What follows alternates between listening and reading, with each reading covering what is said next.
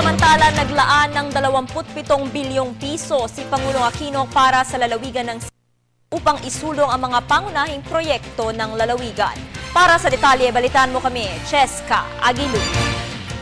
Nais palawakin ng Administrasyong Aquino ang ilang facility sa Cebu City para palakasin ang pagbisita ng mga turista at makatawag pansin sa mga nais mamuhunan.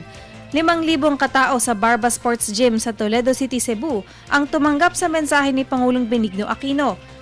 Paliwanag ng Pangulo, isa sa mga malalakas na panghatak sa mga turista ay ang magagandang beaches sa Cebu at ito rin ay nakakapagbigay ng trabaho sa mga lokal na tao roon. Kaya naman pursigido ang Pangulo na ipatupad ang 17.5 billion Mactan Cebu International Airport Passenger Terminal Project at ang 3.7 billion widening ng Mactan Island Circumferential Road Project.